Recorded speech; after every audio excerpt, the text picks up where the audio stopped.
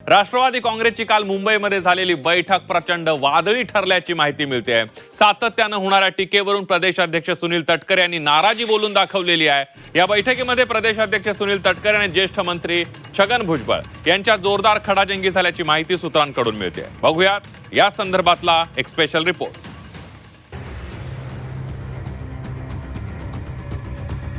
राष्ट्रवादीतला अंतर्गत वाद चव्हाट्यावर। बैठकीत भुजबळ तटकरेंमध्ये खडाजंगी। बैठकीला प्रफुल्ल पटेलांची ही गैरहजेरी। काही खडाजंगी वगैरे अजिबात झालेली नाही। पेल्यामधलं वादळ पेल्यामध्ये संपलेलं आहे। वाद काय नाही आहे ते बोलत होते।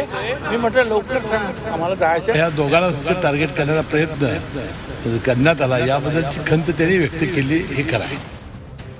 राष्ट्रवादीतला अंतर्गत वाद आता जाहीरपणे चव्हाट्यावर आलाय का अशी चर्चा सुरू झाली आहे। कारण मंगळवारी झालेल्या राष्ट्रवादीच्या बैठकीत छगन भुजबळ आणि प्रदेशाध्यक्ष सुनील तटकरेंमध्ये जोरदार खडाजंगी झाल्याची माहिती सूत्रांनी दिली आहे। सातत्याने होणाऱ्या टीकेमुळे सुनील तटकरेंनी नाराजी बोलून दाखवली।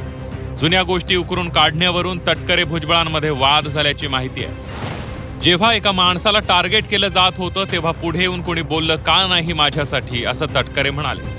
जाऊ द्या, आधीचं काही काढू नका, असं छगन भुजबळांनी तटकरेंना म्हटलं। तुम्ही तर वरिष्ठ आहात, तुम्ही काही का बोलला नाहीत, असं तटकरेंनी भुजबळांना विचारलं। पक्षातले आमदार फुटतायत असं बोललं गेलं तेव्हा तुम्ही का बोलला नाही, असंही तटकरेंनी भुजबळांना म्हटलं। माझ्यासाठी कोणी पुढे आलं का, माझ्यावर इतके आरोप झाले, विरोधी आमदार आमच्याबद्दल बोलत होते तेव्हा का कोणी पुढे येऊन उत्तर देत नव्हतं, असंही तटकरेंनी यावेळेला म्हटलंय। तटकरेंसोबतच्या वादाच्या चर्चेवर भुजबळांनी स्पष्टीकरण दिलंय। बैठक लवकर संपवा एवढंच तटकरेंना सांगितल्याचं भुजबळांनी म्हटलंय। तटकरेंसोबत कोणतीही खडाजंगी झाली नसल्याचं भुजबळांनी सांगितलं। वाद काय नाही आहे ते बोलत होते।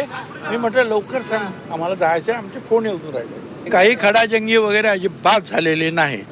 फक्त आम्हाला सारखे फोन येत होते इकडच्या आमच्या समन्वय समितीचे, म्हणून मी त्यांना सांगितलं बाबा तू लवकर आटप आणि आम्हाला परवानगी द्या, आम्हाला जायचं आहे, दॅट्स ऑल।